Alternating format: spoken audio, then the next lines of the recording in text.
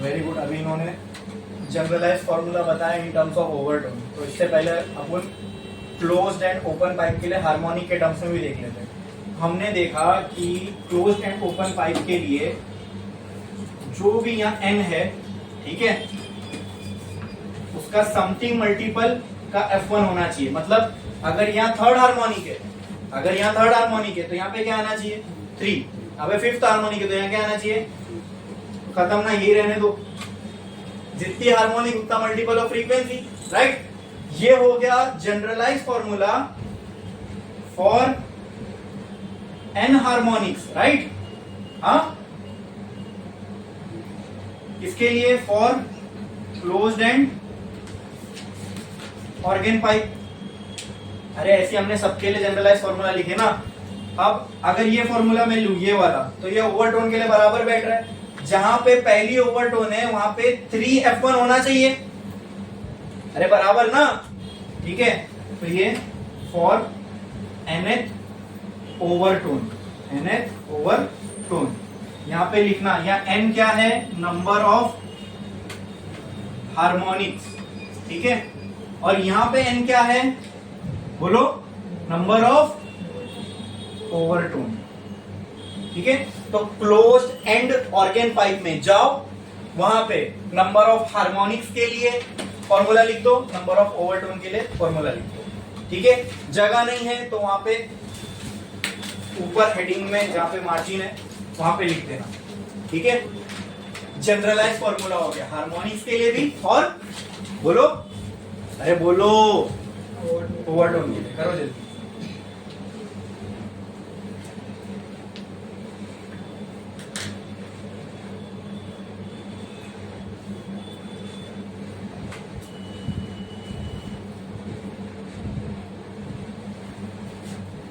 लिखा,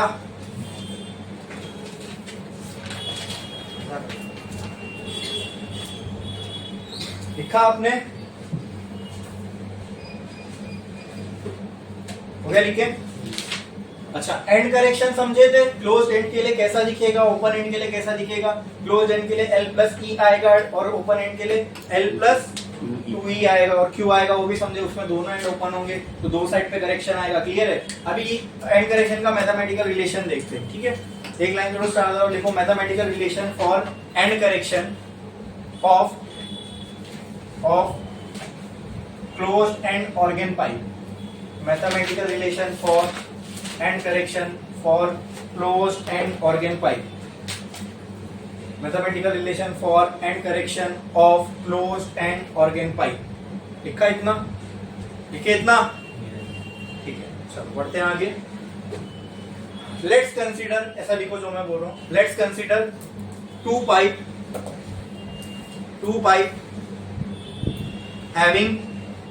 having same internal diameter, having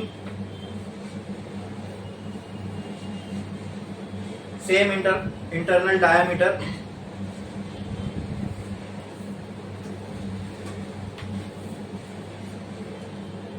and length L1 and L2, and length L1 and L2, length L1 and L2, ठीक है। Assuming, एक line छोड़ो, लिखो, assuming diameters to be very small, assuming diameters to be very small, ठीक है। तो ये तरीका है एंड करेक्शन को फाइंड करने का कि दो अलग अलग पाइप लो, अलग अलग लेंथ के, ठीक है, और दोनों में सेम फंडामेंटल फ्रीक्वेंसी से हम लोग एंड करेक्शन फाइंड कर सकते हैं। आओ कैसे वो देखते हैं, ठीक है। एक पाइप लिया मैंने, ये दूसरा पाइप लिया, ठीक है। इसकी लेंथ ले लिया मैंने L1 और इसकी लेंथ कितनी है L2। बोलो क्लियर, बोलो क्लियर। दोनों का डायमीटर क्या है, सेम। अगर इसका डायमीटर इंटरनल D है तो इसका भी इंटरनल डायमीटर D ही होगा, ठीक है। अरे बोलो, समझ में आया, पक्का। इसके लिए मुझे बताओ फंडामेंटल फ्रीक्वेंसी का फॉर्मूला क्या हो जाएगा। F will be equal to V/4L1। इसके लिए फंडामेंटल फ्रीक्वेंसी का फॉर्मूला क्या हो जाएगा, F will be equal to V by 4L2, या L2 आ रहा है या L1 आ रहा है, दोनों फ्रीक्वेंसी मतलब अलग अलग होगी वैल्यूज में, तो इसको मैं F1 बोल देता हूँ, इसको मैं F2 बोल देता हूँ। बोलो इतना क्लियर, इतना क्लियर, समझ में आया? इसमें किसी को कोई डाउट? ये जो है ना, ये जो तरीका है, ये हमने, इससे हमको E की वैल्यू मिलेगी एक जनरल, जो कि हम लगा सकते हैं कोई भी क्लोज्ड एंड। अगर हमारे पास दो अलग अलग क्लोज्ड एंड ओपन पाइप है, ठीक है, तो हम इन दोनों को कंपेयर करके E की वैल्यू निकाल सकते हैं, ठीक है। अब वो कैसे बता रहा हूं, कहना है राइट। अच्छा, ये रिलेशन से क्या मुझे ये मिलेगा, V is equals to 4F1L1, V is equals to 4F2L2। इसको दे दो इक्वेशन 1, इसको दे दो इक्वेशन 2। फ्रॉम 1 एंड 2 कहना है right, 4F1L1 is equals to 4F2L2 बराबर। अच्छा, अगर ये लेंथ L1 है, यहां पे जो एंड करेक्शन होगा, जो एंटी नोड अगर इधर बना तो ये होगा एंड करेक्शन E। अगर ये एंटी नोड इधर बना तो ये होगा एंड करेक्शन E। बोलो, तो ये जो टोटल लेंथ है, ये जो टोटल लेंथ है, ये क्या कहलाएगी, कैपिटल L1। हाँ, ये क्या होगी, स्मॉल L1 प्लस E। ये क्या कहलाएगी, कैपिटल L2। ये क्या हो जाएगा, स्मॉल L2 प्लस E। अरे बोलो क्लियर है? हाँ, क्योंकि हमने इनका डायमीटर बहुत स्मॉल और सेम माना है, इसलिए इनमें जो एंड करेक्शन होगा वो भी क्या होगा, सेम होगा, ठीक है। तो अगर मुझे यहाँ पे अब चेक करो दोस्तों, यहाँ तो मैंने स्मॉल L1 और स्मॉल L2 लिया, हमें एंड करेक्शन निकालना है, हमें ओरिजिनल, अगर इसकी सही फ्रीक्वेंसी निकालनी है तो यहाँ स्मॉल L1 होना चाहिए कि कैपिटल L1? अरे बोलो, क्या मैं यहाँ पे कैपिटल L1 लिखूं, चलेगा?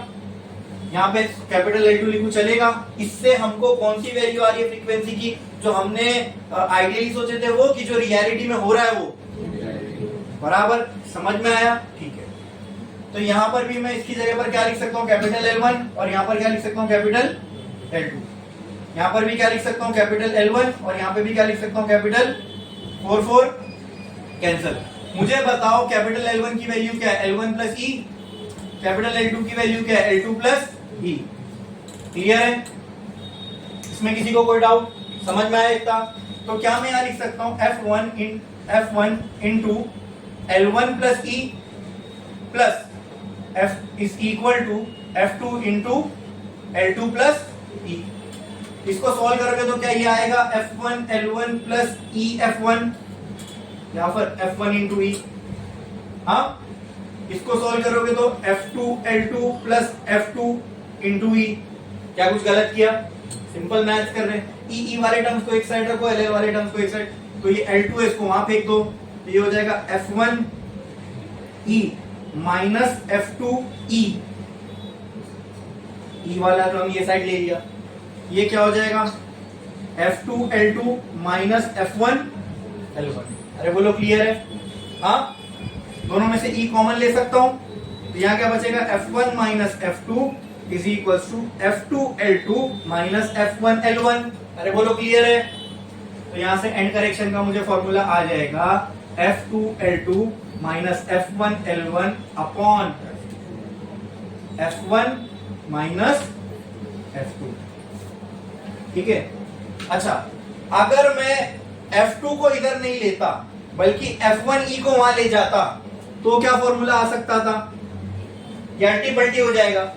E का फॉर्मूला क्या आ जाएगा, F1 L1 minus F2 L2 upon नीचे F2 माइनस F1। अरे बोलो क्लियर है? हाँ, टेक्स्ट बुक में एक गलती है, यहाँ पे मल्टीप्लाई किया हुआ है 2 से, ठीक है? वो ओपन एंड वाला क्लोज एंड वाला दोनों का फॉर्मूला फिर सेम आ रहा है, ठीक है? टेक्स्ट बुक के अंदर ये ध्यान देना, ठीक है? बोलो समझे? क्लियर है? इसमें किसी को कोई डाउट है? कुछ भी डाउट है तो पूछो। समझ में आया? अब कभी अगर क्वेश्चन में आया तो अगर वैल्यूज दी हुई है तो ये सब यूज कर सकते हो, वरना इसका डायरेक्ट रिलेशन होता है E is equal to 0.3D।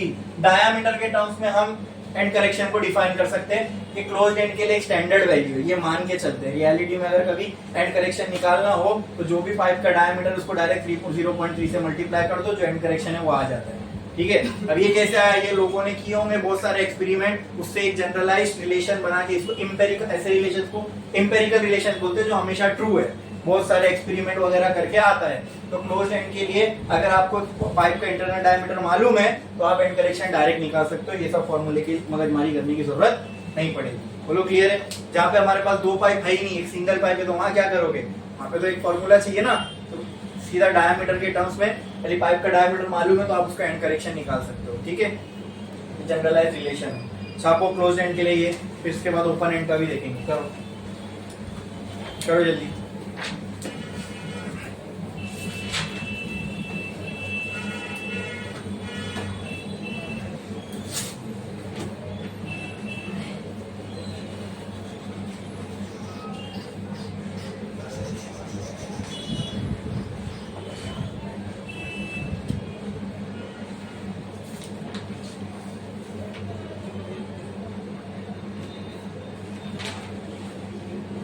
ये लिख दिए दोनों, ये वो आ गया ना फॉर्मूला में, ठीक है।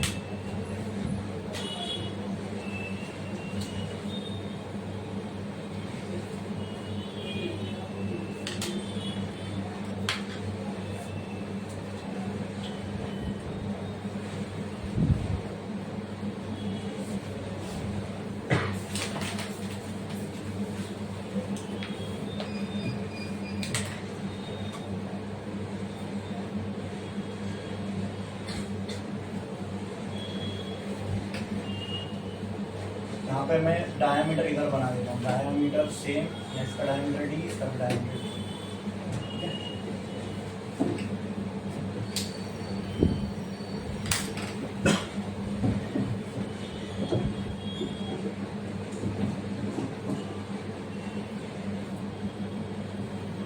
करो जल्दी।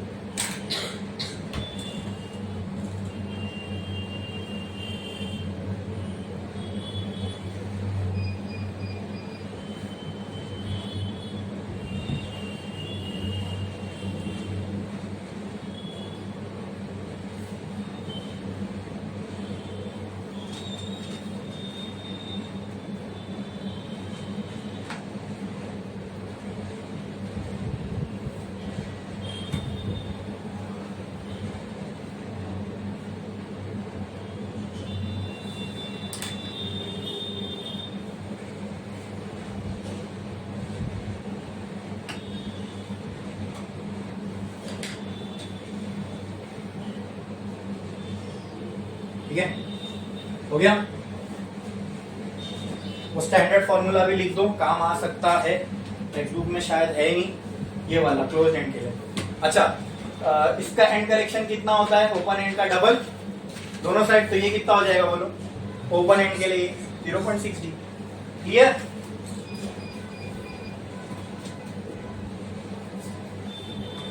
इसी में मैं थोड़ा सा चेंजेस करता हूं। अब अगर ओपन एंड पाइप है तो ये साइड भी ओपन होगा, यहां से एंटी नोड हटा रहा हूं, बोलो, और ये वाला साइड भी ओपन होगा। बोलो क्लियर है। हाँ, जो एंटी नोड इधर बनने वाला था उसकी बजाय यहाँ कहीं आगे बनेगा, तो इतना करेक्शन आएगा ई। इसके लिए जो एंटी नोड यहाँ बनने वाला था वो यहाँ कहीं बनेगा, तो इसके लिए इतना एंड करेक्शन आएगा। तो थोड़ा इसको सेपरेट करके बना दूंगा डायग्राम्स। फिर से हमने क्या किया, दो पाइप्स लिए जो जिसके दोनों साइड्स ओपन है। ठीक है, तो एक पहले लिख लो, एक लाइन छोड़ो, स्टार डालो और लिखो formula for and correction for open and organ pipe. Formula for and correction, formula of and correction for open and organ pipe, formula of and correction for open and organ pipe, formula of and correction for open and organ pipe. ठीक है, इतना बढ़े आगे। हाँ, अब ये दोनों side से ओपन है, तो जो एंटी नोड यहाँ बनने वाला था वो यहाँ कहीं बनेगा, मतलब इतना करेक्शन हमको और कंसीडर करना पड़ेगा। तो यहाँ पे बताओ, यहाँ प्लस ई आ जाएगा, बराबर। तो ये प्लस ई को मैं डायरेक्टली ऐसा लिख सकता हूँ क्या, L1 प्लस 2E। बोलो। अब यहाँ एक और पाइप, ऑर्गन पाइप हमने कंसीडर किया, जिसकी लेंथ कितनी है, L2। डायामीटर इसका भी कितना है, D। जो एंटी नोड यहाँ बनना था वो यहाँ कहीं बनेगा, तो इतना एंड करेक्शन इधर आएगा। जो एंटी नोड यहाँ बनना था वो यहाँ कहीं बनेगा, तो इतना एंड करेक्शन इधर आएगा। अरे बोलो बोलो। तो ये जो टोटल लेंथ है यहाँ से यहाँ तक, ये क्या कहलाएगी, कैपिटल एल। कैपिटल कितना होगा, L1 प्लस ई, तो कितना हो जाएगा, L2। L2 प्लस 2E के बराबर होगा क्या नहीं, ये समझा। फिर क्या किया हमने, बाकी तो कुछ नहीं। इसकी फ्रीक्वेंसी, फंडामेंटल फ्रीक्वेंसी क्या होगी, fundamental frequency open organ pipe के लिए बोलो, V/2L बराबर। हाँ, इसके लिए भी क्या होगी, V/2L। लेकिन स्मॉल एल लू की कैपिटल एल लू, और ये L1 लू L2 लू, तो यहाँ पे मैंने कट किया और लिख दिया कैपिटल L2। तो ये फ्रीक्वेंसी क्या हो जाएगी, F2। ये फ्रीक्वेंसी क्या हो जाएगी, बोलो क्लियर है। हाँ, इसको अगर मैं यहाँ फेंकूं तो ये क्या हो जाएगा, 2F1L1। इसको यहाँ फेंकूं तो ये क्या हो जाएगा, 2F1 2F2L2। बोलो क्लियर है। हाँ, ये इक्वेशन 1, ये इक्वेशन 2, दोनों के लेफ्ट हैंड साइड से मैं राइट हैंड साइड को इक्वेट कर सकता हूँ। तो यहाँ पे क्या आ जाएगा, 2, और यहाँ पे भी क्या आ जाएगा, 2। ये 2 कैंसल। क्या बचा, F1L1 F2L2, राइट। L1 की जगह क्या लिख सकता हूँ, कैपिटल L1 की जगह L1 प्लस 2E बराबर। यहाँ पर भी क्या लिख सकता हूँ, L2 प्लस 2E, क्योंकि L1 किसके बराबर है, स्मॉल L1 इंटू 2E के प्लस 2E के, और capital L2 small L2 plus 2E के। बोलो क्लियर है। अरे बोलो ना, ठीक है। बढ़े आगे, ये क्या हो जाएगा, F1 इंटू 2E, और ये कितना हो जाएगा, F2 इंटू 2E। 2E वाले टर्म्स को एक साइड ले लो, दोनों में से क्या कॉमन निकल सकता है, 2E। तो चलो वापस लिख देता हूँ। ये हो जाएगा F1 2E, वो इधर आ जाएगा, तो माइनस F2 2E बराबर। अब क्या कॉमन निकलेगा दोनों में से, 2E कॉमन, ठीक है। ये पूरा टर्म उधर जाएगा, तो यहाँ पे 2 भी नीचे आ जाएगा, तो यहाँ मल्टीप्लाई कर सकता हूँ मैं 2 से। हाँ, ये F2L2 माइनस F1L1, और ये 2F1 माइनस F2 इधर आ गया। और अगर मैं उल्टा करता, इसको F2 को यहाँ ना लेके आते हुए ये F1 2E को वहां लेके जाता, तो फॉर्मूला क्या हो जाता, ऐसा कुछ आता, और यहाँ पे भी क्या आना चाहिए, बोलो क्लियर है। और इसके लिए जो एम्पिरिकल रिलेशन बनता है वो बनता है E बराबर 0.6D के, ठीक है। समझ में आया। यहाँ हमने देखा एंड करेक्शन सीधा क्या हो गया था, डबल। अरे बोलो, ये किसी को समझ में नहीं आया, ऐसा है क्या, क्या सबको समझ में आया, इसमें किसी को कोई डाउट है, बहुत बेसिक है, बहुत मतलब इजी डेरिवेशन है इसके, समझा ये नहीं समझा, अच्छे से समझ में आया। छापो ओपन एंड वाली जल्दी। अगर क्वेश्चन के अंदर 2 पाइप दिए हुए हैं, फिर एंड करेक्शन निकालना है, ये सारा डेटा दिया है, तो ये यूज करो। अगर नहीं दिया है, खाली डायमीटर दिया या रेडियस दिया है, तो डायरेक्ट आप एंड करेक्शन यूज करके निकाल सकते हो, समझे, ठीक है। और सुनो मेरी बात, कभी भी ऑर्गन पाइप का न्यूमेरिकल आया और अगर क्वेश्चन में भले ही एंड करेक्शन दिया नहीं है या बोला नहीं है, अगर रेडियस या डायमीटर ऑफ पाइप दिया है ना, तो समझ लेना एंड करेक्शन कंसीडर करके ही आपको सॉल्व करना है, क्योंकि ये रिलेशन मैंने आपको बता दिया, समझे। वरना आंसर गलत आएगा, आप सोचोगे आप सही कर रहे हो, आप सही भी कर रहे होगे, लेकिन आपसे एक्सपेक्टेड कुछ और था, आप कर कुछ और रहे थे, समझे। छापो जल्दी।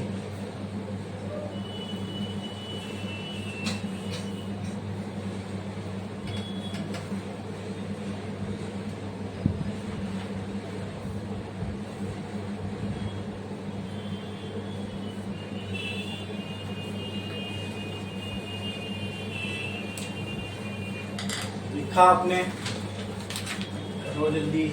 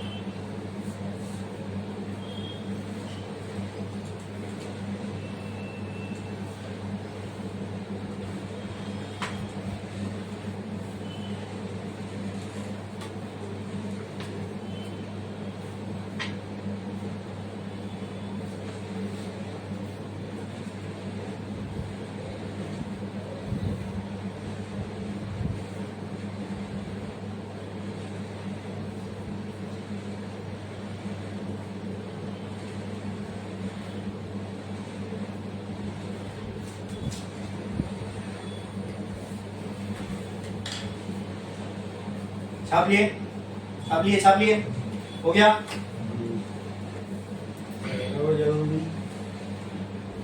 हो गया,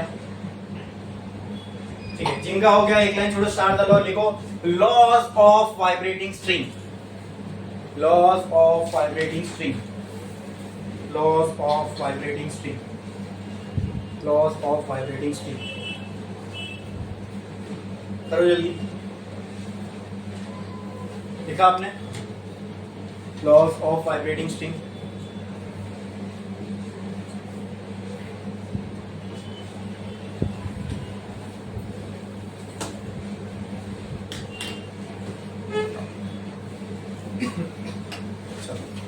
उसमें आगे बढ़ने से पहले थोड़ा सा एक ब्रीफ रिवीजन ले लेते हैं, अपने जो फॉर्मूलाज निकाले थे वाइब्रेटिंग स्ट्रिंग का, क्लोज्ड एंड का, ओपन एंड का, ठीक है। फॉर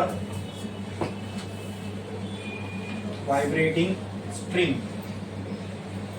मुझे बताओ फंडामेंटल फ्रीक्वेंसी का फॉर्मूला क्या था? P/2L बराबर। इसके लिए हार्मोनिक्स के टर्म में क्या फॉर्मूला था?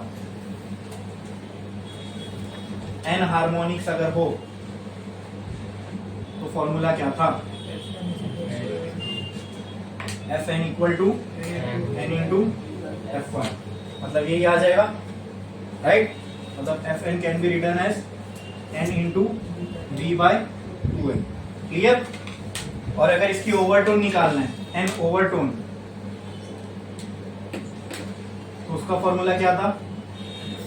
Fn इक्वल टू, बोलो, n प्लस 1 F1, मतलब Fn बराबर होगा n प्लस 1 V/2L, क्लियर है। अब चेक करके भी देख लो आ रहा है कि नहीं। मान लो आपसे पूछा गया फिफ्थ ओवरटोन निकालो, फिफ्थ ओवरटोन, तो यहाँ F की जगह क्या लिख दोगे? 5, ओवरटोन है ना 5, यहाँ क्या आ जाएगा? 5 प्लस 1, तो फिफ्थ ओवरटोन का 6 V/2L पे आनी चाहिए, आनी चाहिए। तो चेक करो उत्ते पे 6 हार्मोनिक आ रहा है क्या? तो यहाँ 6, यहाँ 6 पुट करोगे तो हाँ आएगा, क्लियर है। तो ये था किसके लिए? स्ट्रिंग के लिए। फिर हमने देखा था क्लोज्ड एंड ऑर्गन पाइप, उसके लिए फंडामेंटल फ्रीक्वेंसी क्या थी? V/4L। तो उसके लिए अगर n हार्मोनिक्स के लिए फॉर्मूला चाहिए तो बोलो क्या था? n इक्वल टू Fn बराबर n इंटू F1, और मतलब Fn बराबर n इंटू V/4L, बोलो क्लियर है। जितनी भी, क्योंकि इसमें तो सेकेंड फोर्थ वो हार्मोनिक होती नहीं, तो क्वेश्चन में भी आपको बोलेगा नहीं। अगर आपको थर्ड हार्मोनिक बोला आप सीधा 3 पुट कर दो, 10th हार्मोनिक बोला 10 पुट कर दो, राइट। इसमें ओवरटोन का थोड़ा सा अलग है, वो क्या है? n ओवरटोन अगर बोला तो कैसा निकालोगे? बोलो, Fn बराबर 2n प्लस 1 इंटू F1, मतलब यहाँ Fn बराबर होगा 2n plus 1 into F1 V/4L। मतलब थोड़ा सोच के देखो, अगर यहाँ पे फिफ्थ हार्मोनिक होता तो वो ओवरटोन कितनी होती? ओवरटोन कितनी होती? फिफ्थ हार्मोनिक मतलब फंडामेंटल फिफ्थ का तीसरे नंबर पे आएगा ना। पहला फर्स्ट हार्मोनिक आएगा, फिर थर्ड आएगा, फिर फिफ्थ आएगा। लेकिन ओवरटोन तो लाइन से चलती आएगी, 0, फिर 1, फिर 2, तो ये हो गई 2 ओवरटोन, सेकंड ओवरटोन। तो सेकंड ओवरटोन बोलूंगा तो यहाँ पे आना चाहिए 5। चलो चेक करते हैं ओवरटोन, तो n की जगह क्या आएगा? 2, n की जगह क्या आएगा? तो हार्मोनिक सब खत्म करो। ओवरटोन के लिए ओवरटोन, नंबर ऑफ ओवरटोन डालेंगे n की जगह, हार्मोनिक के लिए n डालेंगे n की जगह। इसलिए ये फॉर्मूला, इस टर्म वाला फॉर्मूला भी मैंने चेंज करवाया। क्यों? n प्लस 1 करवाया, क्यों? क्योंकि क्वेश्चन में जो बोला सीधा वही डाल देना। जितनी ओवरटोन बोला वो ओवरटोन के फॉर्मूले में डालो, जितनी हार्मोनिक बोला वो हार्मोनिक के फॉर्मूले में डालो, डायरेक्ट आंसर आ जाएगा। तो हमने क्या डिसाइड किया? यहाँ 5 आना चाहिए, ठीक है। कितनी ओवरटोन पे? 3, बराबर। तो यहाँ सेकंड ओवरटोन पे, ओके, तो कितना आएगा यहाँ? सेकंड ओवरटोन, यहाँ 2 पुट किया, यहाँ 2 पुट किया, 2 इंटू 2 4, 4 प्लस 1 आ रहा है। तो सेकंड ओवरटोन पे कितना हार्मोनिक होता है क्लोज में? फिफ्थ हार्मोनिक, बराबर है, बोलो क्लियर है। हाँ, फिर उसके बाद कौन सा था? ओपन एंड, हाँ, ओपन एंड ऑर्गन पाइप। इसकी फंडामेंटल फ्रीक्वेंसी क्या थी? बोलो F1, बोलो F1 कितनी थी इसकी, V/2L। और इसके लिए n हार्मोनिक्स का फॉर्मूला क्या था, इसका तो सिंपल है ना भाई, क्या होगा Fn बराबर n इंटू F1, तो Fn बराबर n इंटू V बाय जो जितनी भी हार्मोनिक बोला वो डायरेक्ट पुट कर दो, आ जाएगा खत्म। फिर n ओवर टोन, इसके लिए फॉर्मूला क्या था इसका, बोलो Fn बराबर n+1 F1, मतलब Fn बराबर n+1 V/2। क्लियर है, समझ में आया। हाँ, ये मेजर 3 चीजें थी, ये अपन ने आज किए हैं, ठीक है। तो ये तीनों के देखो इस टर्म में करने से एक बड़ा फायदा हुआ हमको कि तीनों का हार्मोनिक के टर्म्स का फॉर्मूला तो हमको सेम ही मिल रहा है।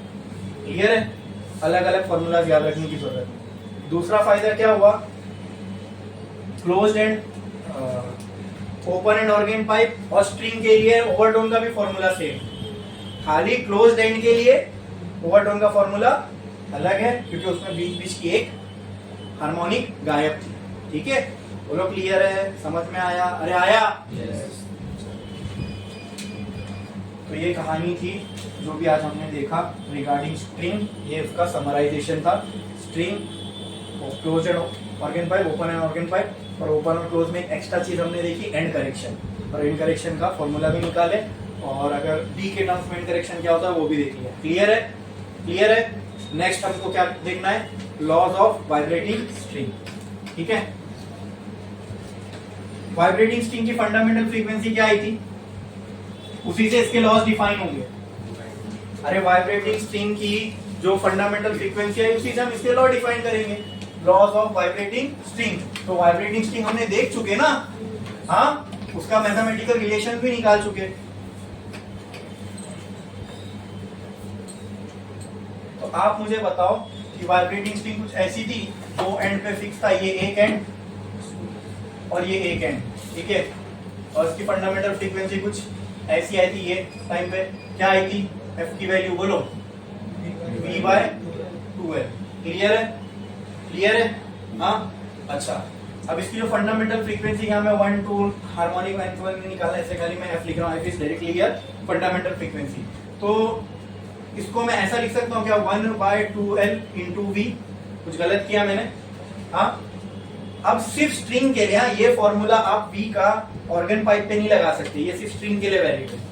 V बराबर होता है √T/μ, √T/, अब ये आपके टेक्स्ट बुक में म्यू की जगह m दिया हुआ है, स्मॉल m। ठीक है, चलो मैं भी स्मॉल m यूज कर लेता हूँ। क्या दिया हुआ है, स्मॉल m। अब मैं m इसलिए नहीं यूज कर रहा था क्योंकि m देखते ही हमें क्या लगता है, ये क्या है, क्या है, लेकिन ये मास नहीं है, ये मास पर यूनिट लेंथ है।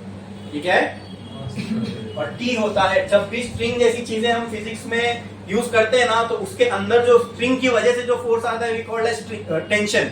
स्ट्रिंग में जो फोर्स आता है या स्ट्रिंग किसी चीज पर जो फोर्स लगाती है दैट इज टेंशन फोर्स। कौन सा फोर्स है, वो फोर्स ही, बस नाम उसका टेंशन है।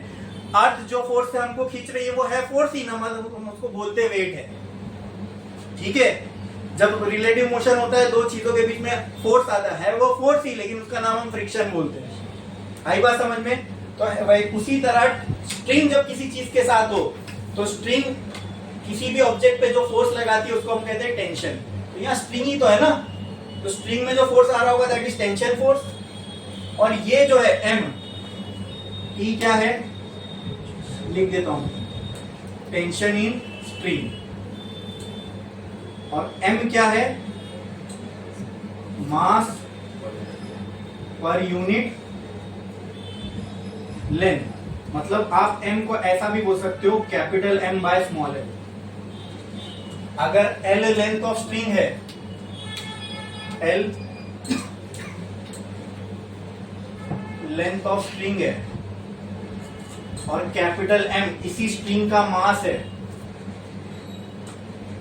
मास ऑफ स्ट्रिंग, तो मैंने क्या कहा, स्मॉल m क्या है, मास पर यूनिट लेंथ, मतलब स्ट्रिंग का टोटल मास बाय उसकी टोटल लेंथ। तो ये आपको दे देगा मास पर यूनिट लेंथ। इसका मतलब क्या, इसका मतलब क्या समझो, आप एग्जांपल ले रहा हूं, अगर स्ट्रिंग का मास है 100 kg और स्ट्रिंग की लेंथ है 10 मीटर, तो मैं आपसे, तो इसका आंसर आपको क्या आएगा, बोल बताओ, 10 kg पर मीटर, राइट। इसका मतलब इसके हर मीटर का वजन 10 है।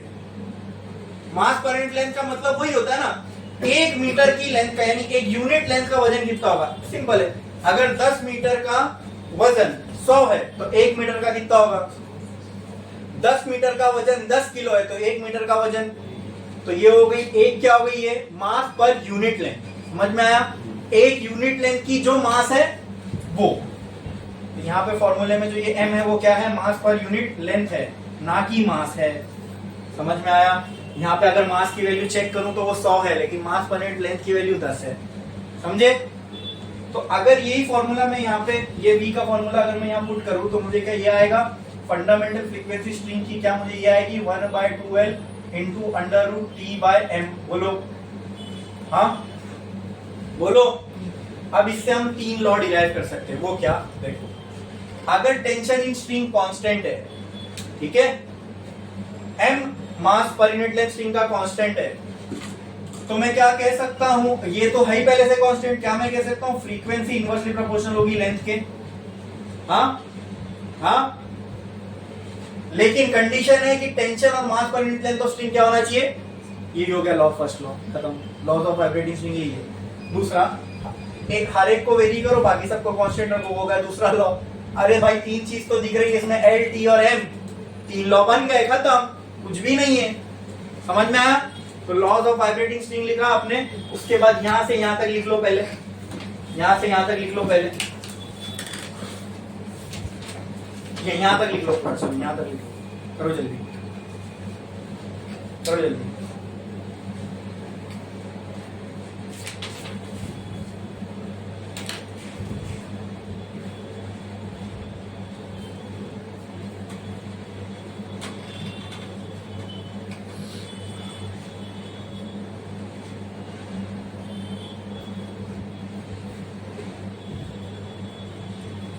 छापो छापो छापो जल्दी।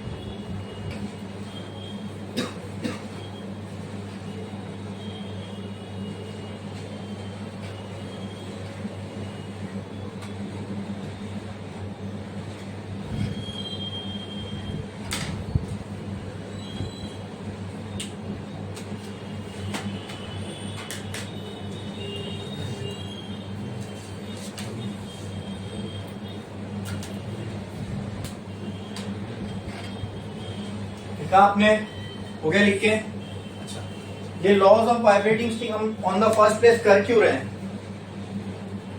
देख के आपको समझ में आ रहा है क्यों कर रहे हैं। ये देखने के लिए कि स्ट्रिंग की जो फ्रीक्वेंसी है वो किन किन चीजों पर डिपेंड करती है। सिंपल, ये फ्रीक्वेंसी ऑफ स्ट्रिंग है, किन किन चीजों पर डिपेंड कर रही है, दिख रहा है, एल पे, टी पे और मास पर यूनिट लेंथ पे। बस यही चीज देखना है। इसी को हम क्या कह रहे हैं, लॉ ऑफ वाइब्रेटिंग स्ट्रिंग। जब कोई स्ट्रिंग वाइब्रेट होती है तो उसकी फ्रीक्वेंसी किन किन चीजों पर डिपेंड करती है, यही है लॉ ऑफ वाइब्रेटिंग स्ट्रिंग। अब कोई एक को वेरी करो, बाकी 2 को कांस्टेंट रखो, वो हो जाएगा 1 लॉ। ऐसी 3 चीजें यहाँ पे, टोटल कितने लॉ बनेंगे, 3, 5 बना के दिखाएंगे अपन, लेकिन फिलहाल 3 दिख रहे हैं, वो 3 देख लेते हैं। ठीक है, पहला क्या वेरी करेंगे, पहला लेंथ। तो पहला लॉ कहलाता है लॉ ऑफ लेंथ। ठीक है, स्टार्ट द लॉ, लिख फर्स्ट लॉ। फर्स्ट लॉ मत लिखो, इसको सीधा लिखो, law of length, law of length, law of length. देखो, it states that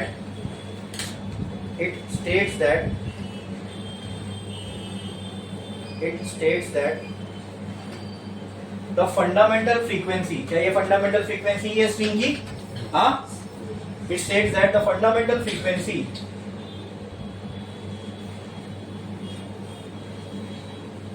of vibrating string is inversely proportional to its length. Fundamental frequency of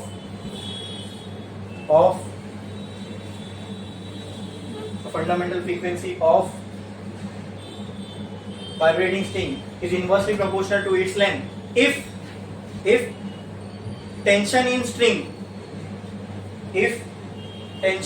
string and mass per unit length of string, हाँ वो notation भी लिख लो, सही किए. If tension in string capital T and mass per unit length bracket में small n of string is kept constant. लिखा आपने इतना, हाँ, और नीचे उसका मैथमेटिकल रिलेशन बना दो. अगर ये सारे कांस्टेंट है तो इन सब की जगह पर क्या मैं k अपॉन l लिख सकता हूं? हाँ, ये प्रोपोर्शनलिटी साइन हटेगी तो क्या आएगा बोलो? f is inversely proportional to. ये बोलो क्लियर है? कर लो ये. देखो ये हो गया लॉ ऑफ लेंथ. कुछ डिफिकल्ट था? अरे कुछ डिफिकल्ट था? ठीक है. आप जरा मुझे बताओ लॉ ऑफ सेकंड क्या रहेगा? अब मैं इसको वेरी करता हूँ, बाकी सबको कांस्टेंट रखा हूं, तो वो लॉ का पहले नाम क्या आएगा? Law of. तो उसका स्टेटमेंट कैसे बनेगा? The fundamental frequency of vibrating string is, सामने तो directly proportional to root of tension in string when length of string and mass per unit length of string is kept. लिखो second क्या आएगा? Law of tension.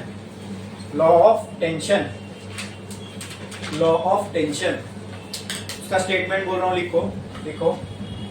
It states that the fundamental frequency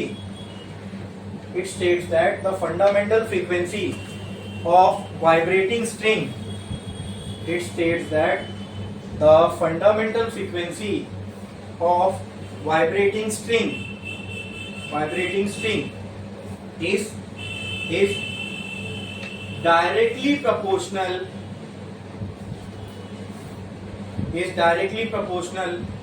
to square root of tension in string,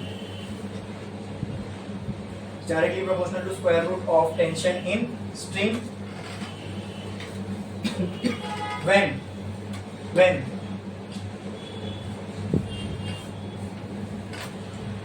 square root of tension in string की जगह आपने bracket में root T डाल लिखे, वो लिखो तो समझने के लिए आसान होगा. When length of string bracket में small L, when length of string bracket में small L and mass per unit length of string bracket में small N and mass per unit length of string bracket में small N are kept constant.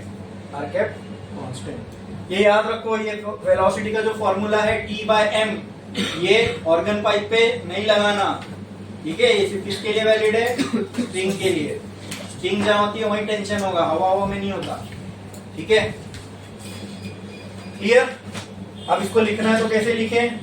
हमने बाकी सबको तो constant मान लिया, तो क्या ये f उन सब की जगह एक कांस्टेंट लिख दो, equal to under root T लिख दो, तो कहना है right f is proportional to under root T.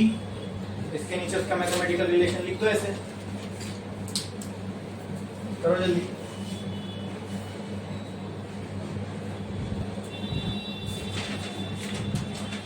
फिर थर्ड लॉ कौन सा बन सकता है?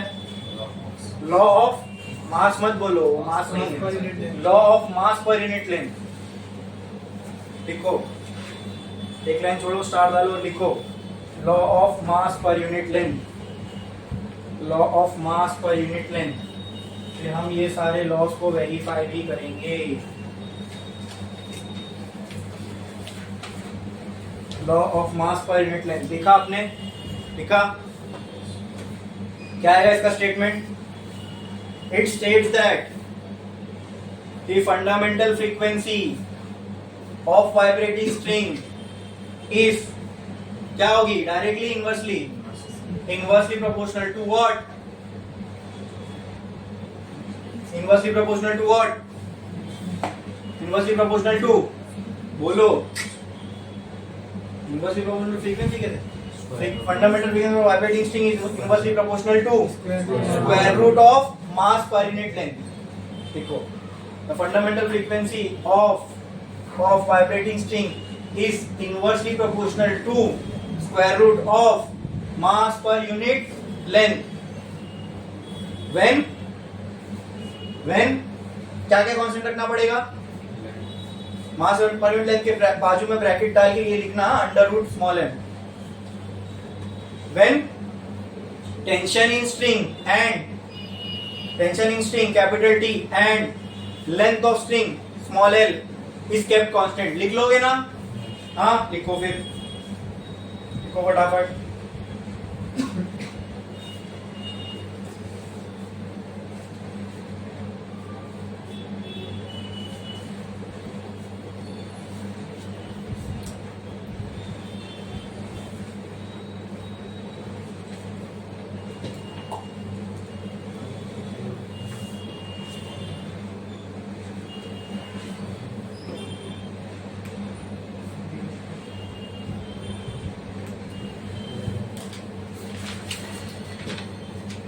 हो गया? ठीक है, तो उसके लिए रिलेशन कैसा बनेगा बताओ। अगर सारी चीजें कांस्टेंट है तो कहना है right F is equal to K by root M। तो K हटेगा तो क्या आ जाएगा? 1 बाय अंडर रूट M। ये हो गया law of mass per unit length. Law of mass per unit length. अब दो और लॉ इससे निकल के आते हैं, ये लास्ट वाले से, वो भी बताता हूं कैसे। ध्यान दो, F is equals to K by root M, right? What is small m? इसको मैं लिख देता हूँ मास पर यूनिट लेंथ। क्लियर है इतना? हाँ, ऊपर लेके जाऊंगा मैं तो क्या ये ऐसा हो जाएगा? K into under root L by M। बोलो क्लियर है? हाँ,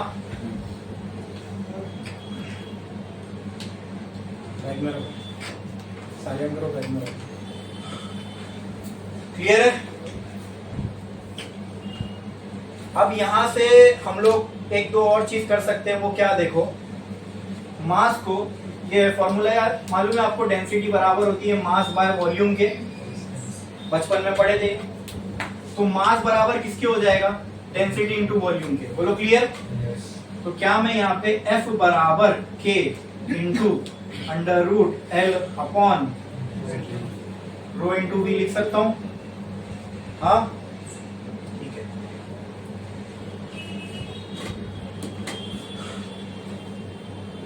स्ट्रिंग की वॉल्यूम क्या होगी? अगर मान लो इस स्ट्रिंग को अगर मैं आपके सामने बनाई, ये स्ट्रिंग है, ठीक है, इसकी वॉल्यूम क्या होगी? इसकी एरिया मल्टीप्लाई बाय ये length, area multiply by length. तो इसकी वॉल्यूम की जगह पर क्या मैं ये लिख सकता हूँ? F बराबर K into under root L by rho into A into L। Volume की जगह पे मैंने क्या लिख दिया? A into L। यहाँ ध्यान दो, लिखो मत, पेन नीचे रखो। यहाँ पे ध्यान दो, जब मैं बोलूं तो सिर्फ इधर देखा करो। ये LN कैंसल। मुझे आप बताओ अब यहाँ पे F की वैल्यू क्या बचेगी? F बराबर K under root 1 by rho into ना। क्लियर है? हाँ, A को मैं ऐसे लिख सकता हूं क्या? F is equal to K under root 1 upon area, मतलब एरिया ऑफ क्रॉस सेक्शन देखना है इसका। इसका एरिया कैसे दिख रहा है आपको? स्ट्रिंग का अगर आप एरिया देखोगे साइड से तो कैसे दिख रहा है? सर्कल। तो एरिया क्या आएगा? पाई R स्क्वायर। बोलो क्लियर है? हाँ, R को मैं D/2 लिख सकता हूं। हाँ, तो मैं यहां कर, आपको मैं खाली ये सब डेरिवेशन अपने को करना नहीं है, मैं आपको फाइनल बता दूंगा। F is equals to K under root 1 upon into pi R की जगह पे मैं D/2 द होल स्क्वायर करूं, चलेगा? हाँ चलेगा। ये D स्क्वायर और ये 4 हो जाएगा। तो F is equals to K into under root 1 by rho into pi into D square by 4। 4 को ऊपर फेंको, ये कुछ ऐसा हो जाएगा। F is equals to K into under root 4 by rho pi D square. D square root के बाहर आ सकता है, 4 रूट के बाहर आ सकता है, हाँ यस। तो कहना है right F is equal to K 2k by D into under root 1 upon root pi. बोलो क्लियर है? अब देखो यहाँ पे 2 भी कांस्टेंट, पाई भी कांस्टेंट, 1 भी कांस्टेंट, ठीक है। यहाँ से 2 लॉ और बन जाएंगे। उसी को आगे बढ़ा के तो मेरे को ये आया ना, एक बनेगा लॉ ऑफ डायामीटर और एक होगा लॉ ऑफ डेंसिटी। तो एक लाइन छोड़ो, स्टार डालो, लिखो law of density.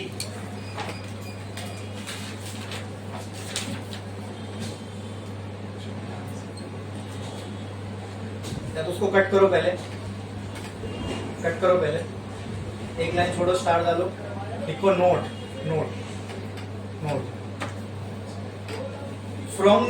From the formula of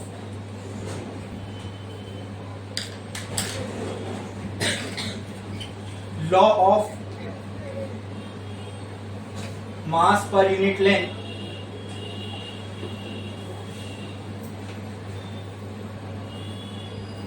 अब सारे कांस्टेंट है ना दोस्तों, तो मैं देखो इसको ऐसा लिख रहा हूं, F इज इक्वल्स टू के bye D into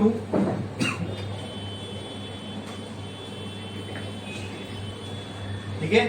we can derive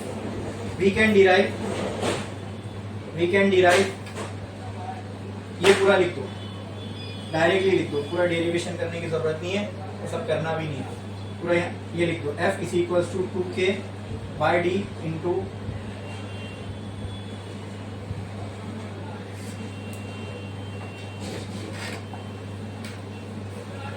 ठीक है। अब इसको आप लॉ ऑफ डायमीटर बोलो, लॉ ऑफ रेडियस बोलो, एक ही बात है, तो टेंशन नहीं। खाली अगर ये रेडियस होता तो यहाँ ये 2 नहीं होता, अब ये डायमीटर है तो यहाँ 2 है। क्लियर है? समझ में आया? डायमीटर के टर्म्स में रखूं कि रेडियस के टर्म्स में रखूं? हाँ, तो मैंने डायमीटर के टर्म्स में रखा, लिखो law of diameter.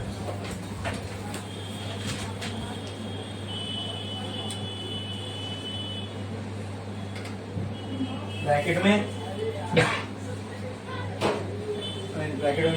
it states that the fundamental frequency of vibrating string is inversely proportional to diameter of string, is inversely proportional to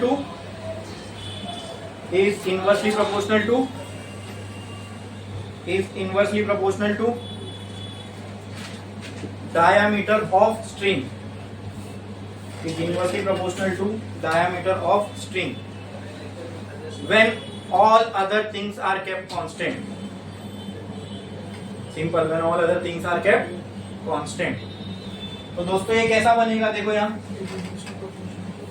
कैसा बनेगा, ये कहना है राइट, F बराबर K by R, sorry K by D, हाँ ऐसा लिख सकता हूं, बोलो या सेम इसको मैं ऐसा भी लिख सकता हूं K बाय R बराबर, क्योंकि वो 2 रहे नहीं रहे कांस्टेंट ही है। कहना है this F is inversely proportional to D और F is inversely proportional to, अरे समझे, छाप लो ये उसके नीचे मैथमेटिकल रिलेशन लिखो।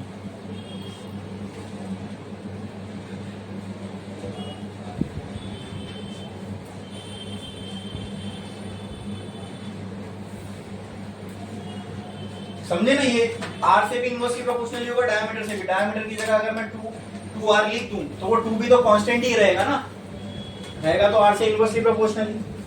क्लियर है? और लास्ट बचा क्या, लॉ ऑफ डेंसिटी। एक लाइन छोड़ो, स्टार डालो और लिखो law of density.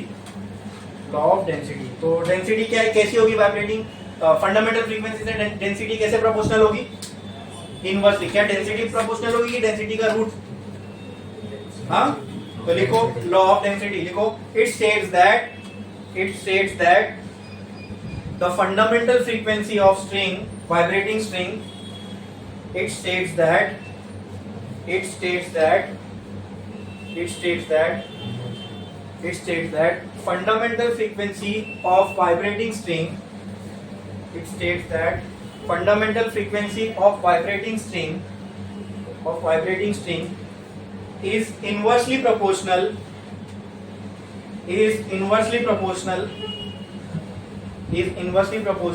to density of string. Inversely proportional to square root of density of string, bracket में लिखना under root rho, square root of density of string, square root of density of string, bracket में लिखना under root rho, when all other things are kept constant. When all other things are kept constant.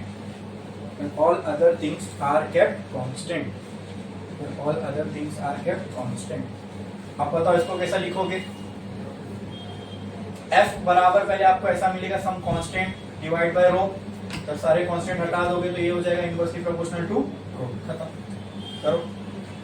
पांचों law हमने देख लिए string के। Text book में 3 तो clearly दिए, बाकी तो थोड़े छुपा के दिए हुए थे, मैं सब बता दिया। ठीक है, अब इन सब लॉस को वेरीफाई करना है। ठीक है, ये सब लॉस सही है या नहीं, इनको वेरीफाई करना है, तो उसके लिए एक्सपेरिमेंटल सेटअप है, इसको बोलते हैं सोनोमीटर। ठीक है, जहां किसी चीज के आगे मीटर लगा, समझ लेना कुछ ना कुछ मेजर करने के काम आ रहा है। ठीक है, potentiometer, volt meter, ammeter, galvanometer.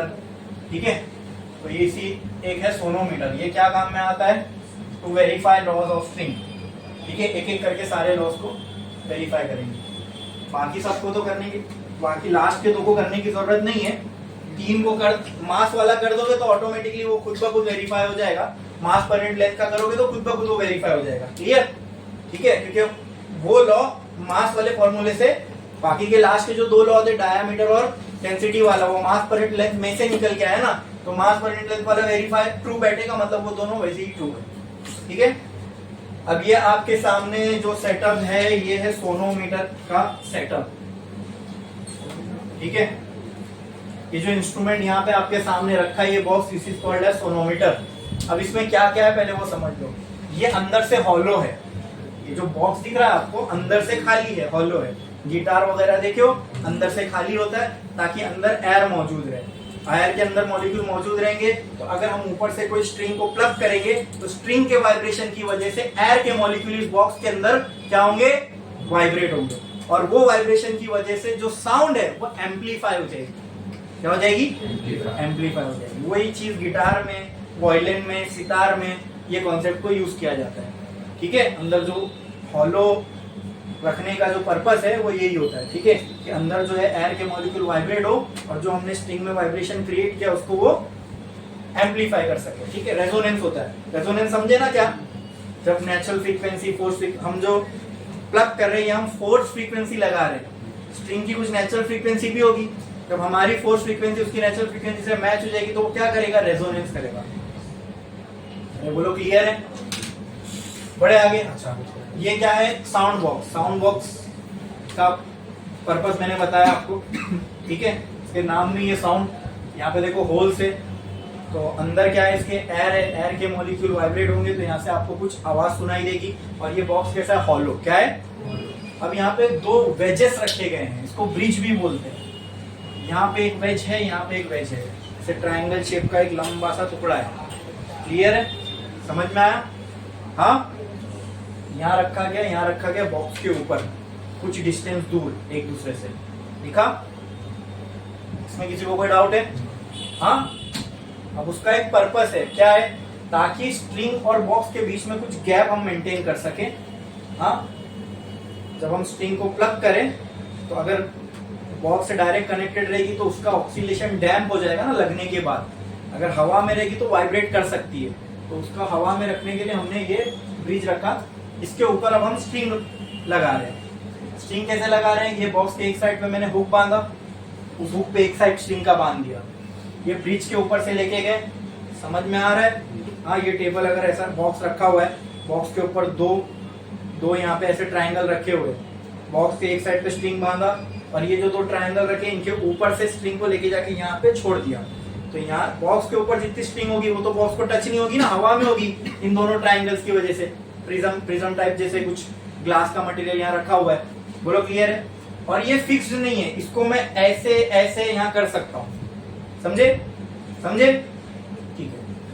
अब यहाँ पुली है, पुली क्यों, ताकि अभी ऐसे ही छोड़ दूंगा स्ट्रिंग को तो यहाँ वहां झूलेगी ना, तो इसलिए पुली से मैंने स्ट्रिंग को लटका दिया, ताकि अब जब भी मैं वाइब्रेट करूंगा तो स्ट्रिंग ऐसे वैसे कहीं नहीं जाएगी, एक जगह स्थिर रहेगी। और इस पुली के एंड पे स्ट्रिंग पुली से निकाल के जो दूसरा एंड बचा स्ट्रिंग का वो तो छूटा हुआ है, वहां पे हमने वेट लटका दिया, वहां पे भी इन्हें हुक लगाया और हुक पे हम वेट लगा रहे। ये वेट भी हम वेरी कर सकते हैं, 10 ग्राम 100 ग्राम 10-10 ग्राम के अलग अलग वेट रखो, 10-10 ग्राम निकाल दो। समझ में आया, क्लियर है, क्लियर है। इसको वेरी किया जा सकता है, वेट को वेरी किया जा सकता है, बोलो क्लियर है।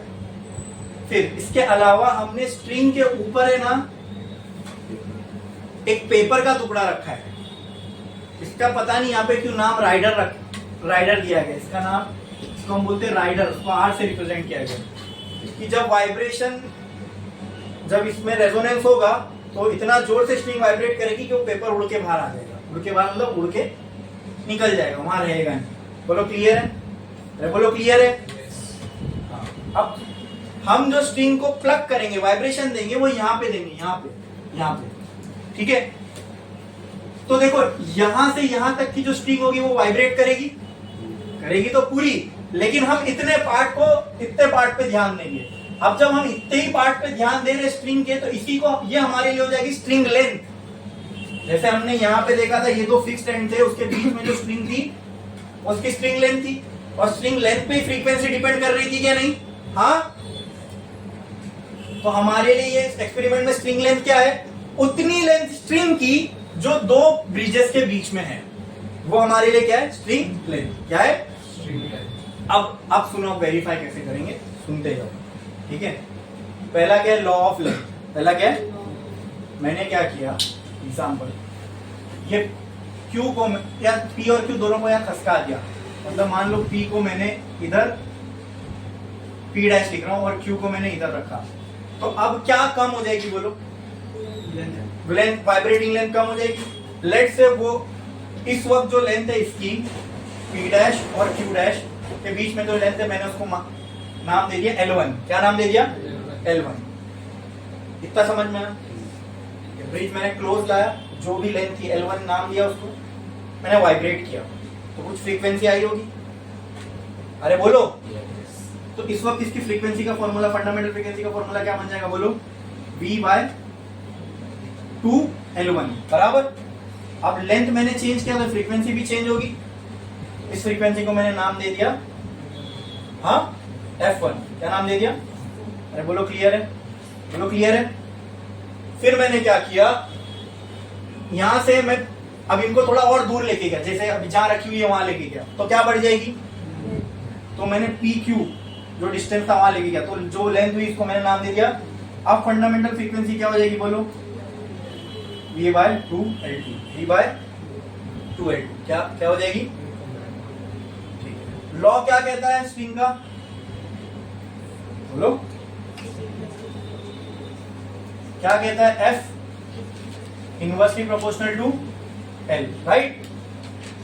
क्या मैं F is equal to KL लिख सकता हूं, क्या मैं लिख सकता हूं F/L is equal to K। हाँ, अगर ये मुझे सही मिला, यानी क्या मैं यहां लिख सकता हूं F1L1 बराबर K, F2L2 बराबर K। ये समझ में आया क्या, मतलब समझो, ये पहले केस के लिए फ्रीक्वेंसी, ध्यान दो। अगर मैं इसको यहां वहां करूं तो ये F1L1 बराबर हो जाएगा V/2K, ये तो कांस्टेंट है, इसकी वैल्यू क्या आ रही है F2L2, ये क्या हो जाएगा देखो ना, दोनों का F1 और L1 को जब मल्टीप्लाई कर रहा हूं उसकी वैल्यू सेम आ रही है, बराबर। ये लॉ भी तो वही कहता है ना, F और L को मल्टीप्लाई करो तो वैल्यू क्या आएगी, कांस्टेंट। क्या आएगी, मतलब F1L2 को मल्टीप्लाई करूं तो भी कांस्टेंट वही आएगा, और F2L2 को मल्टीप्लाई करूं तो भी कांस्टेंट। तो अगर F3L3 को मल्टीप्लाई करूं तो मतलब अगर ये वैल्यू 10 आई तो ये भी 10, ये भी 10 ही आएगी। F4L4 को मल्टीप्लाई करूं तो फ्रीक्वेंसी मुझे कब आएगी, जब मैं लेंथ को चेंज करूंगा। मैंने क्या किया, अब यहां कहीं पे मैंने ब्रिज लेके आ गया, अब फिर लेंथ चेंज हो गई, उसको मैंने नाम दे दिया L3। फिर मैंने स्ट्रिंग को वाइब्रेट किया, एक फ्रीक्वेंसी आएगी, उसको मैंने नाम दे दिया F3। अब मैंने F3 L3 को मल्टीप्लाई किया। अब समझो मैंने अब क्या करते जा रहे, पहले केस में मुझे F1 की एक वैल्यू, मुझे L1 की एक वैल्यू मिली थी, फिर L1 से F1 की एक वैल्यू मिली, तो पहले केस में मुझे F1 और L1 की एक वैल्यू मिली, इन दोनों को मैंने मल्टीप्लाई किया। क्या किया, तो एग्जांपल लो, मुझे आंसर आया 10। क्या आया, मैंने लेंथ चेंज किया, अब लेंथ कितनी हो गई, L2 क्या हो गई। अब इस पे जो फ्रीक्वेंसी आएगी वो, तो मुझे L2 मिली, L2 से F2 और L2 को मल्टीप्लाई किया, तो ताज्जुब की बात ये थी उसमें उसका भी आंसर मुझे 10 ही आया। फिर मैंने फिर लेंथ चेंज किया, मतलब ब्रिज के गैप को फिर चेंज किया। अब मैंने क्या चेंज किया, लेंथ। अब जो लेंथ आएगी उसको मैंने क्या नाम दिया, L3। अब L3 पे जब स्ट्रिंग को वाइब्रेट करूंगा तो फ्रीक्वेंसी आएगी, उसका नाम क्या होगा। अब F3 और L3 को मल्टीप्लाई किया, तो फिर ताज्जुब की बात ये थी, फिर से आंसर क्या आया, मतलब जब मैं इन दोनों को मल्टीप्लाई करूं तो आंसर क्या आ रहा है, कांस्टेंट। क्या वो ये लॉ कहता है, मतलब वेरीफाई हो गया, सही है, वेरीफाई हो गया, सही है। आई बात समझ में, लेंथ चेंज करो, फ्रीक्वेंसी चेंज होगी, लेकिन उनका जो प्रोडक्ट होगा वो हमेशा सेम रहेगा, मतलब कांस्टेंट। यानी तो दूसरा लॉ क्या था, लॉ ऑफ टेंशन, वो क्या कहता है, F is directly proportional to T। तो कहना है से F is equal to K under root T, तो कहना है से F upon K under root T is equal to K। हाँ, तो इससे मैं क्या बोल सकता हूँ, F1 upon under root T1 is equal to K, और F2 upon under root T2 भी K के बराबर ही होगा। क्या मैं ये बोल सकता हूँ F3 by under root T3 भी K के बराबर ही होगा। हाँ, तो पहले ये समझ में आया, क्या चेक करना है, ठीक है। अच्छा, अब सुनो, पहले लॉ को वेरीफाई करने के लिए हमने क्या किया, हमने ब्रिज के गैप को चेंज किया, तो ही तो L चेंज हो रहा था, तो लॉ ऑफ लेंथ वेरीफाई हो गया। अरे समझा कि नहीं समझा, बोलो पक्का, बढ़ू आगे। सेकंड क्या वेरीफाई करना है, लॉ ऑफ टेंशन।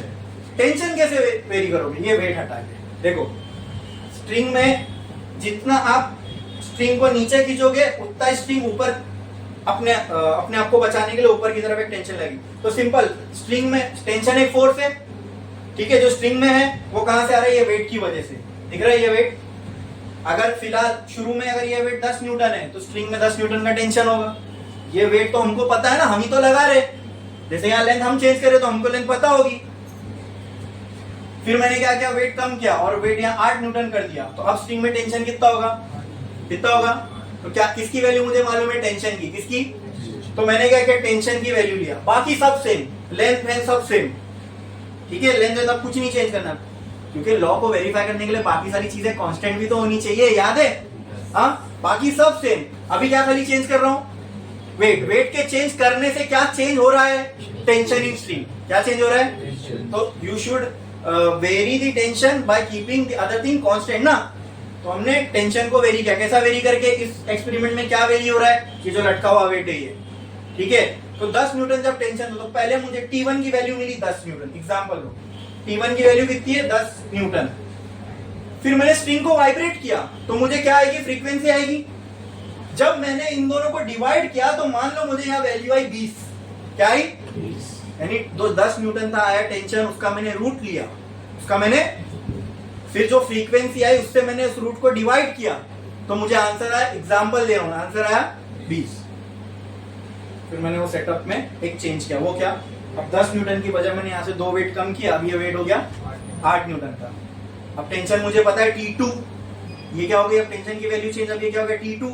अब जो फ्रीक्वेंसी आएगी उसको क्या नाम देंगे, F2। तो टेंशन की जो भी 8 न्यूटन आया, इसका मैंने रूट निकाला, कुछ भी वैल्यू आई होगी। फिर मैंने स्ट्रिंग को वाइब्रेट किया, तो वहां से कुछ फ्रीक्वेंसी आई होगी, ठीक है। वाइब्रेट करके नहीं आती, वही फॉर्मूले में पुट करोगे तो आ जाएगी, हाँ, है ना। अरे भाई ये इसका फॉर्मूला है, F is equals to V upon 2L1, और ये फॉर्मूला है ना। यहाँ पे टेंशन की वैल्यू पुट करोगे तो फ्रीक्वेंसी की वैल्यू आएगी, बाकी सब तो कांस्टेंट ही है, फ्रीक्वेंसी की भी वैल्यू मैंने निकाली है, अलग आएगी। लेकिन ताज्जुब की बात ये थी, जब मैंने वो रूट वाली वैल्यू जो 8 न्यूटन का रूट आया, उसको मैंने जो भी फ्रीक्वेंसी की वैल्यू आई जब उससे डिवाइड किया, अभी भी BC आ रहा है। फिर मैंने क्या किया, 2 वेट और कम किया, अब वेट कितना हो गया 6, मतलब स्ट्रिंग में अब टेंशन कितना है 6। इसका रूट निकाला, फिर फ्रीक्वेंसी निकाला, वो फ्रीक्वेंसी कितनी होगी F3। अब F3 बाय रूट T3 किया तो भी आंसर कितना आ रहा है, मतलब F1 by root T1, F1 by root T2, F3 by root T3, ये सब की वैल्यू क्या आ रही है, कांस्टेंट। क्या आ रही है, तो क्या ये लॉ भी वेरीफाई हो गया। इस तरीके से वेरीफाई करते करना, इसमें अपने को कुछ भी नहीं, डेरिवेशन नहीं करना है। जैसे मैं बोल रहा हूँ ये आपको समझना है, वेरीफाई करना है लॉ को। कैसे कर रहे हैं वो, लेंथ का लॉ कैसे वेरीफाई किए, ब्रिजेस के गैप को चेंज करके, लेंथ को चेंज करके। लेंथ का लॉ वेरीफाई करना तो लेंथ ही चेंज करना पड़ेगा, वो कैसे किए, उसको चेंज करके। बाकी वेट भी वही था, ठीक है, सब कुछ वही था। बोलो क्लियर है, हाँ ठीक है। नेक्स्ट तीसरा लॉ कौन सा है, मास पर यूनिट लेंथ। अब मास पर यूनिट लेंथ ना ये स्ट्रिंग पे डिपेंड है। देखो अभी एक स्ट्रिंग पतली है, एक स्ट्रिंग मोटी है, तो पतली वाली स्ट्रिंग का 1 मीटर में मास कम होगा कि मोटी वाली स्ट्रिंग का 1 मीटर में मास कम होगा। हाँ अभी इतनी जाड़ी स्ट्रिंग है, कितनी पतली स्ट्रिंग है, दोनों की 10 मीटर है आपके पास, दोनों 10-10 मीटर है आपके पास। इसके 1 मीटर में ज्यादा मास होगा कि इसके 1 मीटर में ज्यादा मास होगा, मोटे वाले के 1 मीटर में, तो पतली वाली के 1 मीटर में। मतलब अगर मास पर यूनिट लेंथ चेंज करना है तो आपको स्ट्रिंग चेंज करना पड़ेगा। अब तक हम इस सेटअप में जो जो चीजें लगी थी वही रहने दी है। अभी आई बात समझ में, हाँ। तो पहले केस में लेंथ चेंज की, स्ट्रिंग वही थी, वेट वही था। सेकंड केस में वेट चेंज किए, लेंथ वही थी, स्ट्रिंग वही था।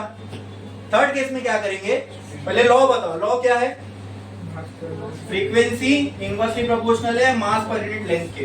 तो इससे मैं कह सकता हूं frequency is equal to constant times m, ठीक है। इससे मैं कह सकता हूं f under root m equal to k। इससे मैं कह सकता हूं f1 root m1 equal to k। अच्छा ऐसा भी लिख सकता हूं क्या, देखो f1 root m1 is equal to f2 root m2 is equal to f3 root m3, ये सब k के बराबर है, ऐसा बोल सकता हूं। अरे बोलो, समझ रहा है कि नहीं समझ रहा है, समझ रहा है, अच्छे से समझ रहा है, पढ़ो आगे, ठीक है। अगर मास पर यूनिट लेंथ इस फॉर्मूले में चेंज करना मतलब वहां पे स्ट्रिंग बदलनी पड़ेगी। तो पहले मैंने क्या किया, पहले मैंने वही स्ट्रिंग पे एक्सपेरिमेंट परफॉर्म किया। ये स्ट्रिंग का मास पर यूनिट लेंथ मुझे मालूम है, वो हो गया m1। इसको मैंने ये फॉर्मूले में पुट करके f1 निकाल लिया। लेकिन जब मैंने वो m1 की वैल्यू का रूट किया और f1 की वैल्यू से मल्टीप्लाई किया तो एग्जांपल में मुझे आंसर आया 30। कितना आया, 30। अब मैंने क्या किया, ये स्ट्रिंग को हटाया, दूसरी इससे थोड़ी जाड़ी स्ट्रिंग रख दिया। मैंने क्या चेंज किया, मास पर यूनिट लेंथ चेंज किया ना। स्ट्रिंग चेंज मतलब क्या चेंज, ये स्ट्रिंग हटाया, दूसरी स्ट्रिंग लगाया जो इससे थोड़ी जाड़ी, अब मास पर यूनिट लेंथ चेंज हो गया। मास पर यूनिट लेंथ की वैल्यू जो भी वो मैंने यहां रखा, उसका रूट निकाला। मास पर यूनिट लेंथ की वैल्यू मैंने यहां रखा और इसका f निकाला। बाकी सब तो सेम है ना, टेंशन लेंथ। तो जो भी मुझे f की वैल्यू है, जो भी मुझे m की वैल्यू, उन दोनों को मैंने मल्टीप्लाई किया, फिर ताज्जुब की बात है आंसर आया 30। क्या आया, अब मैंने क्या किया, इससे और जाड़ी स्ट्रिंग लिया, उसको हटा के वो तीसरी वाली स्ट्रिंग यहां रखा। तो अब वैल्यू किसकी आ गई, मुझे m3। जो स्ट्रिंग में लगा रहा हूं उसकी वैल्यू मुझे मास मालूम होगा, लेंथ मालूम होगी, तो मास को लेंथ से डिवाइड करके मास पर यूनिट लेंथ में निकाल सकता हूं। निकाल लिया, उसका रूट लिया, वो मैंने यहां रखा। वही मास पर यूनिट लेंथ की वैल्यू मैंने यहां रखा, उससे थर्ड फ्रीक्वेंसी निकाला, जो भी तीसरी फ्रीक्वेंसी की वैल्यू है उसको यहां रखा। अब इन दोनों को मल्टीप्लाई करिए, फिर आंसर आया 30। मतलब ये f1 f into root m की वैल्यू मुझे क्या आ रही है, कांस्टेंट। यही तो वेरीफाई करना था, हो गया। मैं बोल रहा हूं इसलिए ऐसा यकीन मत करो, लोगों ने करके देख चुके, ऐसे ही आता है, ठीक है।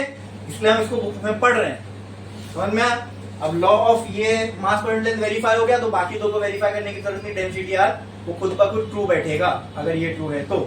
समझ में आया, पक्का क्लियर है। यहाँ पे अपने स्ट्रिंग के रिलेटेड सब कुछ चीजें खत्म। जो एक पार्ट था इसका स्टेशनरी वेव, फिर स्टेशनरी वेव से रिलेटेड थे स्ट्रिंग, ऑर्गन पाइप में क्लोज और ओपन, फिर उसका एंड करेक्शन, फिर ये लॉज ऑफ स्ट्रिंग, ये सारा टॉपिक था इस चैप्टर का, वो पूरा अपना हो गया कंप्लीट, ठीक है। अब इसमें सिर्फ एक ही टॉपिक बचा है, वो है बीट्स। और वो भी स्टार्ट करूंगा तो अपने आप में थोड़ा बड़ा टॉपिक है, खत्म नहीं कर पाएंगे अपन, ठीक है। तो आज के लिए बस इतना ही, बीट्स अपन देखेंगे नेक्स्ट लेक्चर में। ठीक है, वहाँ कंप्लीट हो जाएगा तो फिर अपन उसके न्यूमेरिक इस चैप्टर के न्यूमेरिकल भी स्टार्ट कर देंगे। ठीक है, ठीक है, आज के लिए बस।